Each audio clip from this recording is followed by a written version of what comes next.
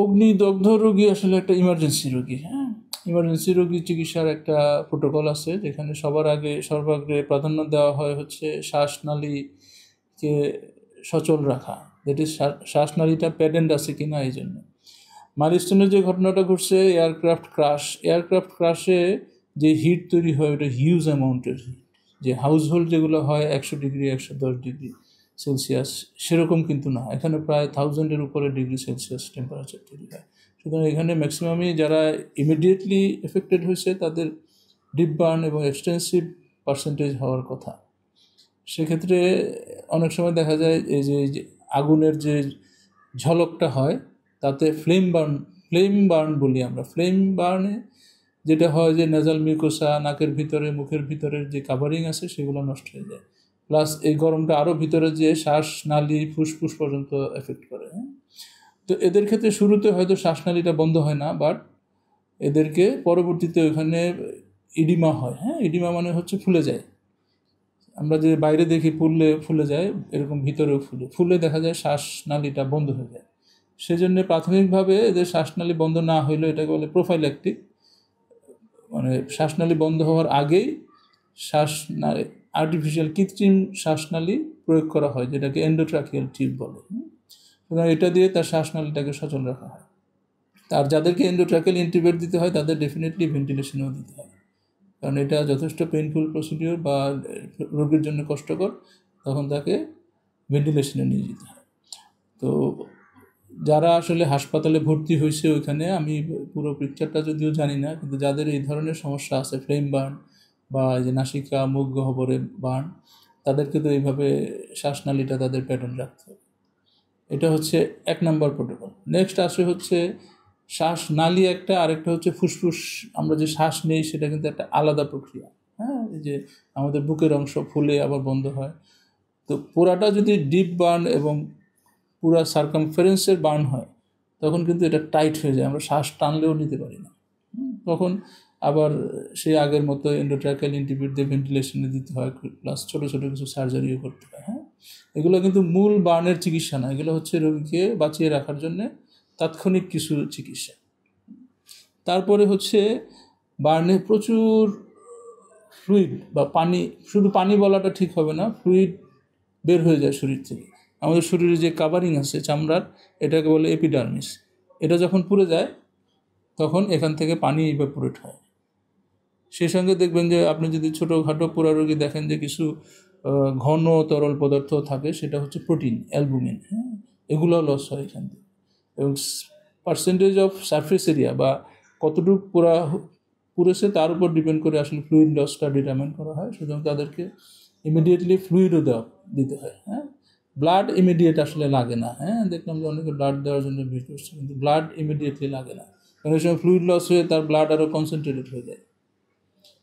সুতরাং ওই সময় ফ্লুইড দেওয়াটা জরুরি। তাহলে কী হলো, এয়ারওয়ে এবং ব্রিদিং, সার্কুলেশন, এই 3টা মেনটেন করা হচ্ছে জরুরি। তাৎক্ষণিকভাবে বাঁচার জন্য এই 3টা ম্যানেজ করতে হবে।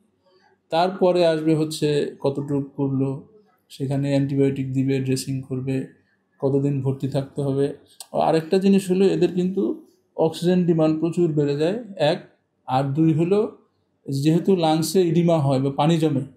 হ্যাঁ, পানি জমার কারণে ওই অক্সিজেন রক্তে পৌঁছাইতে পারে না, সেই জন্য এদেরকে 100% অক্সিজেন দিতে হয়, কন্টিনিউয়াস 100% অক্সিজেন দিতে হয়।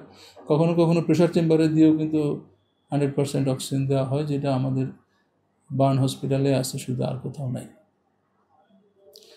এটা হচ্ছে প্রাথমিক চিকিৎসা। যাদের আপনার মনে করেন যে বাচ্চাদের 10%-এর উপরে বা বড়দের 15%-এর উপরে হইলে আমরা বলি যে রোগীকে হাসপাতালে ভর্তি করা উচিত। আর কিছু স্পেশাল এরিয়া আছে, এখানে ছোটো বার্ন হইলেও তাদেরকে হাসপাতালে ভর্তি করতে হয়। সেটা হচ্ছে যেমন হাতের তালু, পায়ের তালু, নাক, মুখ, তারপরে যৌনাঙ্গের আশেপাশে, পায়ুপথের আশেপাশে, এসব জায়গা যদি পুড়ে যায় তাহলে ছোটো এরিয়া হইলেও তাদেরকে হসপিটালে ভর্তি করতে হয়। এই হচ্ছে প্রাথমিক চিকিৎসা, ঠিক আছে, সিভিয়ার বার্নের ক্ষেত্রে। আর যাদের অল্প বার্ন, যে হাসপাতাল থেকে চিকিৎসা দিয়ে বাড়ি পাঠাই দিল, তাদেরকে একটু পরিষ্কার পরিচ্ছন্ন রাখতে হবে। ওই পুরো জায়গাটাতে মলম দিতে হয়, হয়তো কিছু মুখেও অ্যান্টিবায়োটিক খেতে হয়। আর বার্ন তো প্রচুর পেইনফুল একটা ইনজুরি, পেইন কিলারও খেতে হয়। ইম্পর্টেন্ট হচ্ছে জিনিসটাকে পরিষ্কার পরিচ্ছন্ন রাখতে হয় যাতে ইনফেকশন না হয়। ইমিডিয়েট বার্ন কিন্তু ওখানে ইনফেকশন নাই, কারণ 1000 ডিগ্রি সেলসিয়াসে কোনো জীবাণুও বাঁচে না, কিছুই বাঁচে না। সুতরাং ওইটা একটা স্টেরাইল এরিয়া, আমরা বলি স্টেরাইল, মানে ওইখানে কোনো জীবাণু নাই। কিন্তু আমাদের দেশের যেই এনভায়রনমেন্ট, এখানে খুব জীবাণু দ্রুতই গ্রো করে। কারণ ডেড টিস্যু হচ্ছে জীবাণুর জন্য আমরা বলি হচ্ছে কালচার মিডিয়া, বা এটাকে বলা যায় মানে জীবাণুর খাদ্য হচ্ছে ডেড টিস্যু, সেইখানে সে দ্রুত বাড়ে। সুতরাং তাকে অ্যান্টিবায়োটিক লোকাল এবং সিস্টেমিক, যেটা সিস্টেমিক মানে মুখে খাওয়া বা ইঞ্জেকশন, এটা দিতে হবে। আরেকটা জিনিস খেয়াল করতে হবে, অল্প বার্ন যদি জয়েন্টের উপরে হয়, আঙ্গুলের মধ্যে হয়, তাহলে কিন্তু মুভমেন্টটা রাখতে হবে, otherwise it will become fix. হ্যাঁ, জয়েন্টগুলো। পোড়া রোগীর জন্য স্পেশালাইজড হসপিটাল হচ্ছে চানখারপুলের বার্ন হসপিটাল, ঠিক আছে। এছাড়াও বাকি অন্যান্য হসপিটালও স্বল্প পরিসরে বা পোড়া রোগীর চিকিৎসা হয়। যেটা জানতাম যে আরও 5টা সেন্টার হওয়ার কথা ছিল, হয়েছে কিনা আমি এখন জানি না, বাট একমাত্র স্পেশালাইজড সেন্টার হচ্ছে চানখারপুলের burn centre, burn and plastic surgery, এবং দে আর ক্যাপেবল, তারা সম্ভব, বাট তাদের সক্ষমতা সীমিত। এটা হচ্ছে একটা ইম্পর্টেন্ট প্রশ্ন। এই ধরনের বড় অ্যাক্সিডেন্টে তো তখন মানে সক্ষমতাকে অতিক্রম করে যায় আসলে। হ্যাঁ, বাঁচানো রাখার জন্য আমি যেটা বললাম ওগুলো করতে হয়, যে airway pattern, ventilation, fluid management, তার প্রেশার, তারপরে আরেকটা হচ্ছে ইনফেকশন যাতে না হয়, সেখান থেকে সেপ্টিসেমিয়া হলে আবার অন্য ধরনের মুশকিল। হ্যাঁ, নেক্সট আসলে হচ্ছে বার্নের চিকিৎসা। বার্নের চিকিৎসা যদি সুপারফিশিয়াল বার্ন হয়, অনেক সময় চামড়া আবার তৈরি হয়, বডির একটা নিজস্ব ক্যাপাসিটি আছে। বাট ডিপ বার্নের ক্ষেত্রে এই যেই অংশটুকু বার্ন হয়েছে সেটা ইমিডিয়েটলি তো বার্ন গায়েই থাকে, ওটাকে কিছু করা হয় না। পরবর্তীতে ওইটা কিন্তু ধীরে ধীরে স্লাফ আউট হয়ে যায়, বডিতে ডেড টিস্যু থাকবে না, ওটা চলে যাবে আস্তে আস্তে। তখন ওইখানে হয়তো স্কিন গ্রাফটিং লাগতে পারে, এবং পরবর্তীতে রিহ্যাবিলিটেশন একটা বড় সমস্যা হয়ে যাবে। রিহ্যাবিলিটেশন মানে তার দেখা যাবে জয়েন্ট ঠিক মতন কাজ করতেছে না, তারপরে আরও অনেক নানা ধরনের জটিলতা দেখা যায়, সেগুলো রিহ্যাবিলিটেশন লাগবে। এবং বার্ন চিকিৎসা প্রচুর ব্যয় সাপেক্ষ চিকিৎসা।